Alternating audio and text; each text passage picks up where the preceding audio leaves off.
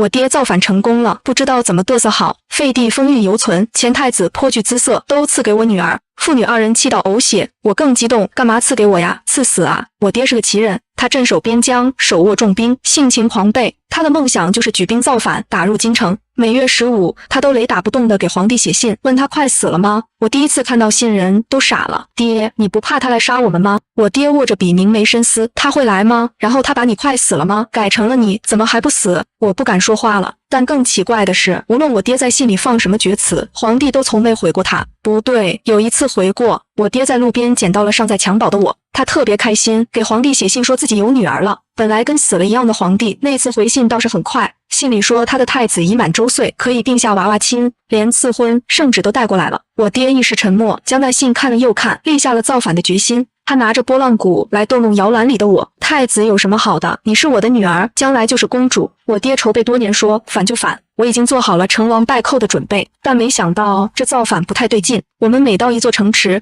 皇帝都派来一位心腹大臣来劝我爹回去。陛下说让将军回去，我爹不同意。大臣见他不肯回去，就让当地把城门给打开，放我们过去。有一说一，我确实没造过反啊。但不是都应该攻城门、放乱箭，然后大喊杀杀杀的吗？36座城池，36位臣子都没能把我爹劝回去，然后我们半年就到皇宫了。准确的说，半年的时间主要花在赶路上了。我爹骑在马上，望着皇宫城墙感慨，这一路也是兵不血刃啊。我的爹啊，太谦虚了，何止兵不血刃，是根本都没用过兵器好吗？皇宫也是静悄悄。我爹闯进御书房的时候，皇帝还在批奏折，看了他一眼，然后就没有然后了。我爹这暴脾气，上来就给他桌面清空了，还批什么？我都把你包围了。皇帝抬眸看他，神色冷冷。我爹也不废话，玉玺给我，你赶紧禅位。皇帝将朱笔搁在笔架上，慢慢站起身来，在博古架上翻找玉玺。当今陛下情绪稳定的不像话，皇帝写好了退位诏书，我爹举着玉玺犹犹豫豫。皇帝等了半天，侧头看向他，满眼疑惑，然后用手指点了点，盖这里。我爹沉默但破防，他快气死了，把玉玺扔给了我。我默默盖好，收起退位诏书，然后兴奋地通知我爹：父皇，你当皇帝了。父皇也很兴奋，好女儿，那我们先做什么？毕竟我俩都没当过皇帝，不自觉就把目光投向了在场唯一当过皇帝的人。你应该先把你扔到地上的奏折捡起来。废帝长身玉立，唇角微弯，当然最后还是废帝自己蹲在地上捡起来的。父皇说自己都是反贼了，当然要竭尽所能的侮辱皇室。我不懂，这就是他在废帝捡东西的时候把脚踩人家背上的理由。他是会侮辱人的。他让我去抓后宫妃嫔，结果后宫没有妃嫔，这个主意落空。父皇就让我去把前太子抓来一起侮辱，但我去的时候，前太子正和太傅对坐论策。他身姿挺拔，面容清俊，席地而坐，侃侃而谈。我站在窗口，你是太子殿下吗？皇帝叫你跟我走一趟。我没说谎啊，我爹就是皇帝。那人看向我，眸光流转，让我稍后片刻。我等了半个时辰，才把人抓过来。父皇嫌我动作太慢，我委屈巴巴说他还没下课。我们是造反，你抓人还等他下课？你怎么不等他考上状元呢？姑不需要科举。前太子神色镇定自如，情绪管理和他爹如出一辙。我爹气得咬牙切齿。我爹想尽了侮辱人的办法，但无法让这对父子做出他想要的反应。最后他把主意打到我身上，灵光一现，废帝风韵犹存，前太子颇具姿色，都赐给我女儿。此话一出，三个人都沉默了。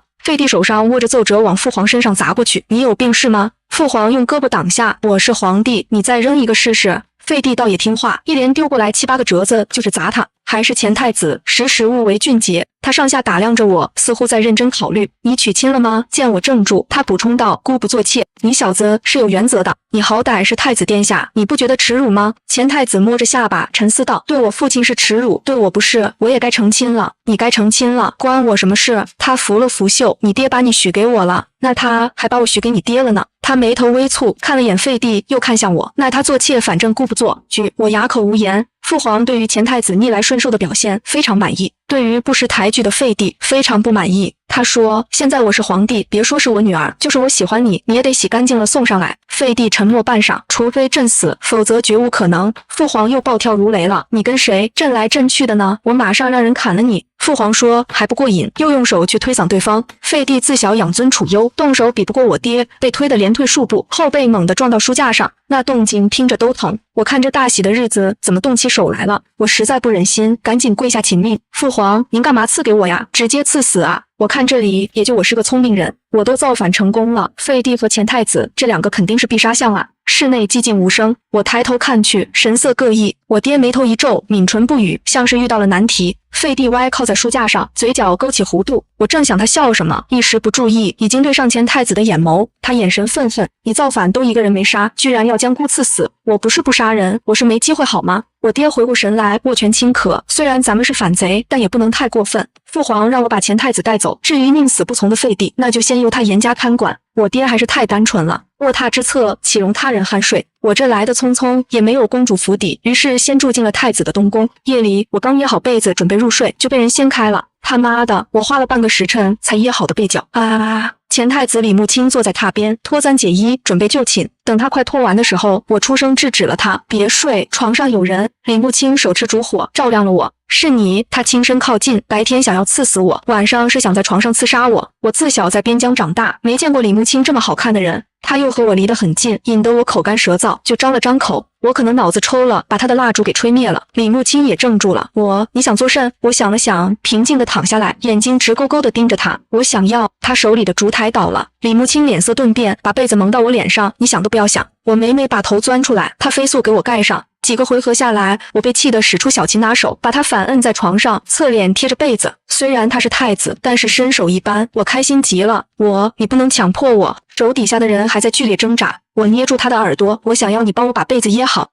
我被裹成了巨型蚕蛹，翻身都困难。李慕清对他的作品很满意，然后抱了床棉被躺在了我旁边。他说他认床，可能是造反太累了，我很快就睡着了。第二天醒来，我们什么也没发生，但已经睡散开了。我把头从他的胸前挪开，他把手从我腰上收回，全程保持安静，双方都很镇定，甚至李慕清还让我先用水洗脸。然后我收拾好自己，镇定地走出宫殿，开始提起裙子，一路狂奔，杀到了父皇寝宫。爹，我和前太子不干净了，怎么办？救命啊！我急促地拍着殿门，终于开门了。开门的却是前皇帝，他披着紫色外袍，长发如墨，神色倦怠。他淡淡打量我，张了张口：你把我儿子怎么了？我瞳孔震惊，这不是说严加看管吗？我扶紧了门，身子微歪，声音颤抖：你把我爹怎么了？他是不是已经死了？废帝神色一怔，他叹气悠悠道：你果然是陈显阳养出来的女儿。然后指了指走廊末端的偏殿。我爹正倚着门朝我挑眉，像是在说：你爹我怎么会死呢？于宫中休整一夜，他今日换上常服，稍作收拾，倒是人模狗样。我想他曾酒后吹嘘，年轻时是风靡京城的少年将军，看来也有3分可信。我抿了抿唇，一跺脚道：爹。李慕清他搂我的腰，我可是陈将军独女，在边疆横行霸道，从来没有男人敢近我身的。我爹戳了戳废帝：你养的太子什么玩意？然后又看向我，比划了个上勾拳的样子。那你打他啊！我低头叹气道：可他趁我睡着了才动手的。废帝眼眸微眯，戳了戳我爹的肩膀：你养的女儿不遑多让。我爹一时无语，最后咳了咳：那下次睡完把他赶出去。不对劲，他说的话我怎么听不懂呢？今天是我和我爹造反成功的第2天，我们在思考侮辱完废帝和前太子以后应该做啥去。思考了半盏茶，我爹恍然大悟，他盯着废帝，突然一拍桌子，指着对方的鼻子，一字一句道：朕是不是还没有登基？废帝揉了揉太阳穴，颇为无语地说道：你去上朝就是啦。我爹和我默契对视，没错，上朝去喽。去了才发现上朝整整迟到2个时辰，满朝文武都在催吃饭了，甚至看到我和我爹大摇大摆地走进来，有的笨蛋还问：哎呦，陈将军回来了，陛下是不是不来了？赶紧咱们出去吃。我爹沉思片刻，我以为他要发火了，他却靠过来和我交头接耳。还别说，我确实想出去吃酒楼了。我附耳过去，先上朝再说吃饭的事。我们就在众人好奇热情的眼神里登上了高处，然后我爹潇洒转身坐上龙椅，室内骤然死寂。我爹和众人面面相觑，他想把胳膊搭龙头扶手上，由于目不斜视，他胳膊肘搭空了，身形猛地晃动，稍稍有些许尴尬。我咳了咳，深吸口气，面带微笑，声音很大，却略带颤抖：恭祝陈显阳将军登基，吾皇万岁，万岁万万岁！我爹面带微笑，俯视群臣，皮笑肉不笑地和我说：这个时候可以不称职务。另外，你怎么把太监的活都给干了？我看了眼旁边被抢位置的太监，他本就干瘦像只鸟，此刻紧张到眼睛转来转去。我挤出平易近人的微笑，谢绝了他递过来的拂尘。全场依旧保持沉默，直到有个人的棋板掉地上了。我借机发挥，拔出剑来，冷声道：怎么，诸位是有意见？妈的，我好帅，终于有乱臣贼子的感觉了。为首的李慕清率先出列，躬身道：恭祝将军登基。他穿着太子朝服，衬得身姿挺拔，气宇轩昂。众人左顾右盼，互相看手，陆陆续续跪了下来。我爹双手搭在脑后，往后一仰：好了，大家吃饭去吧。当皇帝好像也没有那么难。问题来了，父皇是登基了，但怎么通知到黎民百姓呢？这一路走来也没有打打杀杀，出了这个工程，大家都不知道我们造反了。父皇说，要不然发传单贴告示。我摆摆手，太没有档次，不知道的以为我们是草台班子呢。他赞同，你说的也有一定道理。此时废帝和钱太子和我们同在殿内，他俩跪坐在窗下进行父子对弈，一人执白，一人执黑，来回交锋。李慕卿闻言看过来，父皇这俩傻子玩大了怎么办？废帝自顾自下着棋，没事，让他们玩去吧。哎，我这脾气我还能听见呢，把我当傻子就算了，还把我当聋子。我连走几步把棋盘给掀翻了。李慕卿拍了拍手，镇定自若。他看向我，唇角微勾，无所谓，这棋我赢了。我爹也跟过来。李旭安，你是不是看不起我？李旭安是废帝的名字。废帝将掌心的棋子往棋盒里放，语气极为自然道：“没有啊，我看好你，你就是当世之枭雄，天下之雄主。”废帝说完，抬眸一笑。我爹正想寻衅滋事，但伸手不打笑脸人，他也只得熄火了。李慕卿嘶了声挑眉道：“我输了。”服气。他在地上拾起棋盘，然后抬头看我：“你就是倾城之美人，一世而独立。”他说：“我是美人还独立，肯定是今天殿前拔剑，我惊艳到他了。”慢着，他好像是在撩拨我，差点上当了。我双指挑起他的下巴：“李慕卿，你不会试图用美人计完成你的复国大业吧？”复国！李慕卿一时怔住，脸色难堪。废帝胳膊撑着脑袋，修长的手指搭在脸侧，目光颇为同情。他朝太子轻摇了摇头，只会生搬硬套，可不行。李慕卿闭了闭眼，颇为无奈道：“你都没改国号呢，我如何复国？原来还有国号。”我松开他，我悟到了，我可以找史官啊，让他把我和我爹写进历史里，这样不就完成改朝换代了吗？史官很快就来了。他看了看废帝和太子，又看了我和我爹，然后保持观望态度。你把史书写上，自今日起，李朝改为陈朝，开国皇帝陈显阳。史官张大了嘴啊！我爹想了想，在手心比划道：“我是那个显眼的显，张扬的扬。”我及时制止了他的丢人现眼。爹，我觉得他不是不识字。废帝和钱太子都低着头，但我知道他俩在偷笑。我爹自觉丢脸，负手拂袖道：“那就是态度问题，拖下去砍了。”史官看向废帝父子啊，万万没想到我的造反大业里，第一个祭天的居然是史官。李旭安这才缓缓开口打断：“陈显阳，你要开国，你自己开一本就是了，我的史书就记到这里了。”史官连忙接话：“对，陛下，我给你拿本新的，从今日起记。”李慕卿扶着额头，笑着揶揄道：“新的这本给孤记上，陈朝的驸马是李慕卿。”我脸颊微烫，这厮又在撩我。史官拿出空白簿籍，写上了陈朝记事，我和我爹才松了口气，这就妥了。新皇上任3把火，第一把上朝时间往后推迟2个时辰，第二把封我为公主，李慕卿为驸马，第3把父皇在朝上敲打了内阁首辅。字面意思，我爹从龙椅上站起来，掐腰俯冲下来，抢过首辅的节板，敲了敲对方的头，是争论留守京郊5万军队而引起的矛盾。我和我爹在边疆掌管50万大军，可以说是天选造反人。起兵造反那日，我爹带了30万大军，走到1/3的时候，发现人来多了，就让10万军队回去了。走到1/2的时候，发现20万也用不着，就让10万军队回去了。京城城门朝我们打开时，意识到10万也多余了，就让5万军队回去了。那5万人是最烦的，白跑一趟，整得挺热血的。剩下5万将士，我爹忧心进城，引得百姓恐慌，就让他们驻扎城郊了。内阁首辅在朝上说道：“如今陛下已经登基，这5万军士何该回防边疆？”我爹不同意，将士们都走了的话，我和我爹在京城举目无亲，多没安全感。首辅依旧不依不饶，上到祖宗国法，下到朝野百姓，说了数十个理由，要求军队无条件撤退。大概意思就是，你是皇帝，你得听我的，让军队回边疆，最好是继续放羊。我爹当时就纳闷了，我是乱臣贼子，你是乱臣贼子，我这皇帝给你当，来你上来坐，我看你站着怪累的。龙椅本就宽阔，他拍了拍空的位置，朝对方招手，来，坐朕身边说。首辅一时语滞，面色发红，半晌吐出一句：“庶子，小儿难登大雅之堂。”我爹15岁封将军，17岁驻守边疆，如今也才过而立之年。在年近花甲的首辅眼中，属实是庶子，小儿不服管教。我爹挑眉走了下来，抽走他的铁板，连敲7下。你以为我是李旭安，好脾气让你们欺负？首辅大人为官30年，没遇见过这种情况，人都怔住了。等到7下打完，首辅摸了摸头，一下子伏地咆哮：“陈显阳，老子不干了，你等死吧！”我爹环顾四周，在角落里找到了那位奋笔疾书的史官，记得把这段也记上。朕的高光时刻，史官握着笔，神情呆滞。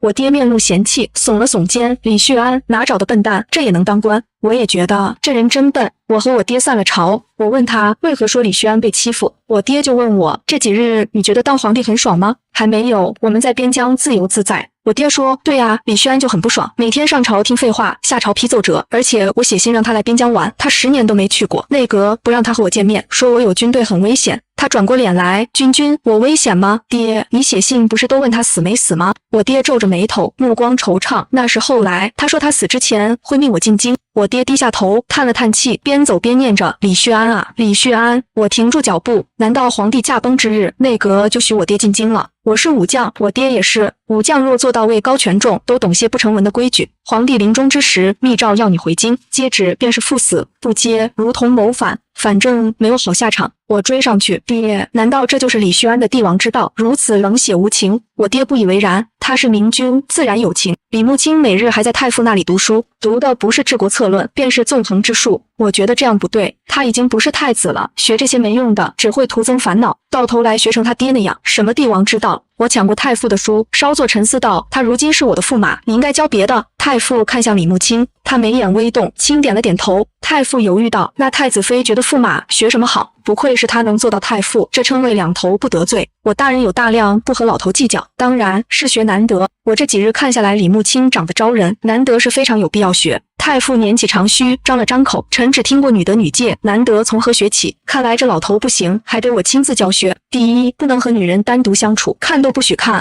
第二，不能和喜欢你的女人说话。”李慕清吹着茶沫，嘴角噙笑：“那包括你吗？当然不包括啊！你就是围着我转，有好吃的先给我吃，好玩的先给我玩。”我站在他面前，背着手说个没完。他听得颇为认真，修长手指搭在杯盏，似乎在沉思。突然站起来，双手一伸，将茶盏递到我嘴边：“那我请公主用茶，很好喝的，声如清泉，落入山林。”我一时怔了怔，李慕清他好上道啊！于是就着他的杯子，默默喝了口茶。驸马很聪明，今天就学到这里了。我头也没回，就先跑了。李慕清淡淡笑了，他单手将杯盏搁置，重新跪坐下来，并请太傅入座。老师，我们继续吧。我在门外紧靠着墙，心砰砰跳，脸还发烫。我大概是不能再刺死他了。李慕清的表现温顺异常，我实在是侮辱不了他。而且难得他是真学到了。御花园内有美人拦住他，喊他太子表哥。李慕清当场让人拿出锦帽，自己轻轻戴上，白纱把脸都遮住了。然后侍从上前：“对不起，我家殿下不能和你说话。”美人眼圈泛红，表哥打算娶陈将军的女儿。李慕清点了点头，便走开了。我躲在湖边柳树上偷看，没想到这就完了。李慕清走到树下，揭下帷帽，仰脸一笑，对我喊话：“我下来。”我脚尖一动，轻轻跃下。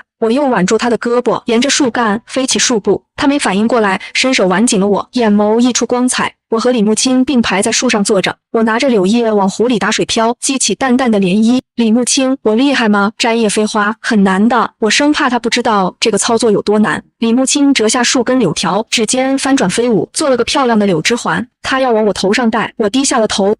你好厉害啊！他非要用哄人的语调，耳垂发烫。我生硬的转移话题：“你哪来的表妹？对了，你娘是谁啊？”李旭安没有后宫嫔妃，一个也没有。我也不知道他哪来的太子。姑是过继的宗室子，生身父亲是梁王，母亲是王氏女，表妹自然是王家的姑娘。李慕清侧头看我，不过我们往来不多，你勿忧心。我才没有忧心。我站起来要走，李慕清扯住我的衣袖：“阿君，再陪我坐会。”湖光潋滟，日色渐沉。李慕清抬头看我。我5岁便开蒙，7岁迁东宫，10岁入朝堂，已经很久没上树了。原来太子这么可怜。我陪着李慕清坐下，直到夕阳西沉，我靠在他肩上，昏昏欲睡。夕阳的余晖下，李慕清将下巴抵在我的头发上，动作说不出的轻柔。我仰慕你。我没有睁眼，但我听见了。我也是，我的心思已经变了。再和李慕清睡同张床，似乎不合适了。夜里，他照旧来解衣躺下。很快似有睡意，我戳了戳他：“你不是认床吗？”他侧过脸来：“怎么了？”我沉思片刻，还是对他说：“我把床给换了，你没发现吗？”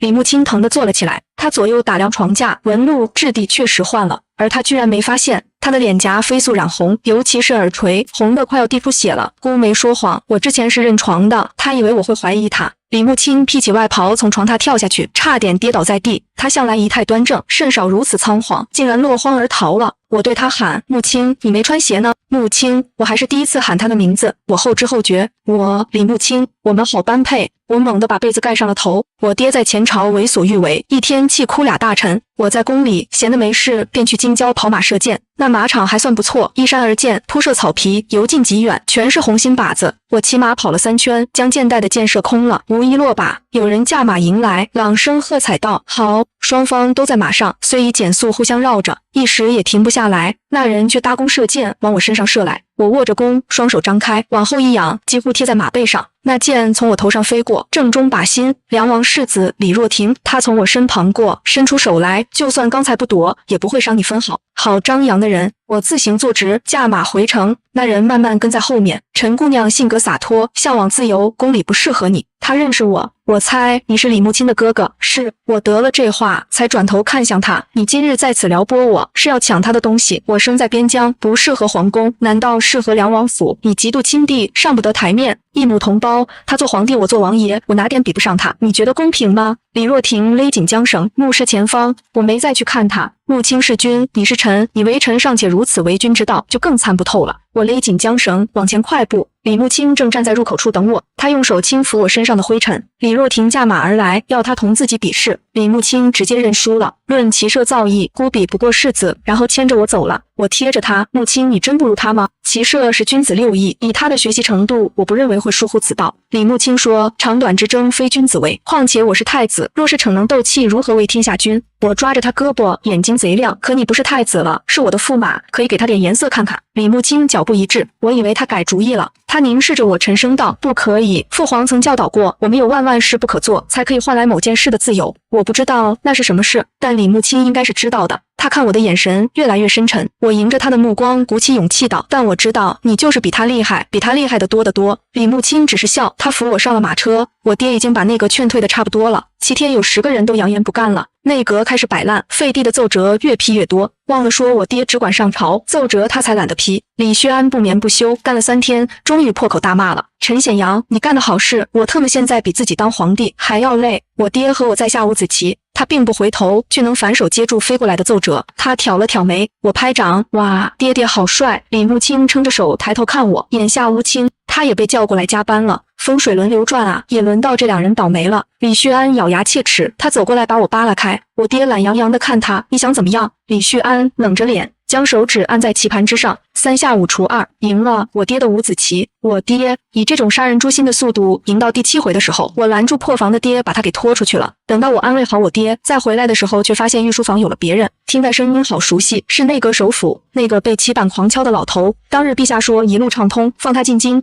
配合他做戏，便能哄他上交兵权。如今陈将军不肯撤军，因为陈建不如令禁军绞杀，日后再做图谋。李旭安声音冷静，那京郊5万大军呢？若是要反，如何应对？首辅沉声道：“陈将军之女在军中颇有威名，听闻太子已经和她情投意合，想必只要迎娶我，稍作安抚，京郊5万大军可收入囊中。”李慕卿没说话，原来他们故意放我们来，是为了杀我爹。李慕卿还要我的兵权，我眨了眨眼，胸腔逐渐被酸涩感填满。我看了看爹，眼睛漫出眼泪。爹，我喜欢他，他骗我。我爹眉头紧皱，摸了摸我的头。君，他是帝王，你可做好喜欢帝王的准备了吗？我喜欢李慕卿，喜欢他的言行举止，喜欢他的仪态大方，喜欢他镇定自如。我也喜欢那日他一本正经地说姑不做妾，他骗到我了。我的眼泪簌簌掉落，我爹用衣袖给我擦眼泪。里面李旭安说话了：“禁军在太子手中，太子觉得呢？”我睁大眼睛听李慕卿怎么说，父皇儿臣会办好的。我哇的哭出声来，惊动了门内门外的人。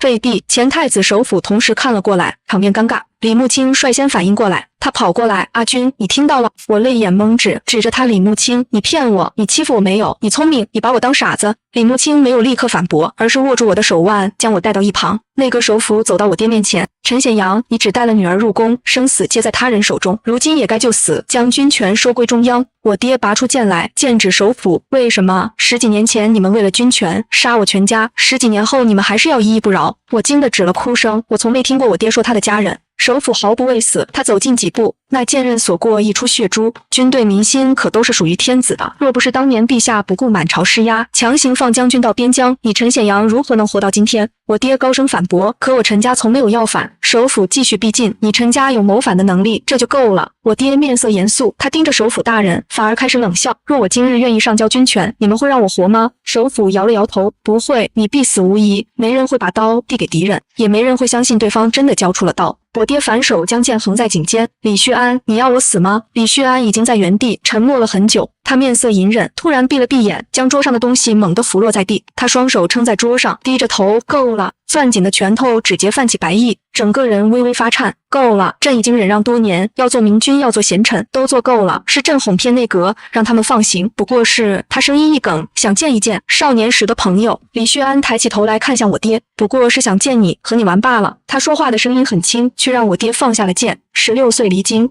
，32岁造反，已经过去16年了。写过无数封信，喊他去边疆玩，都说来不了。首辅跪地劝谏，陛下，少年心性不可取啊。李旭安早已恢复了冷静。首辅大人，朕已经写过退位诏书了，朕不想做皇帝了。我打了个哭嗝，凄凄地看向李木清。李木清拍了拍我的背，他上前一步，恭敬地扶起首辅道：“首辅大人，以后由姑来陪内阁玩吧。”首辅无话可说，深深叹了口气。我怕首辅再说要杀我爹的话，连忙补了半句话：“我愿意嫁给太子，那5万兵马就当是我的嫁妆了。”首辅闭了闭眼，话都说到这份上了，那就这样吧。今天也是千古贤臣的一天呢。夜里我刚睡下，李木清又来了，他面带愧色，是来道歉的。我太子殿下不是认床吗？东宫太大，迷路了。我回去发现我不认床了，现在认人。李木清站在床头，帮我掖好被角。我翻过身去，毁了他的作品。李木清靠过来，君君，我错了，我真的知道错了。他将手伸过来，指尖荡着个异形铁牌。我懒得看，我是傻子，我不认识。李木清小心翼翼道：“你不是，你今天还说愿意嫁给我。”他还敢提白天，我立刻坐起来。白天，我是为了大局考虑，你以为我就上赶着喜欢你，我不是人吗？李木清用手顺着我的背，我知道这是掌管禁军的令牌，我送给你，你就不会担心了。我虽然还在气头上，但还是把礼物收下了。黑甲禁军的令牌呀！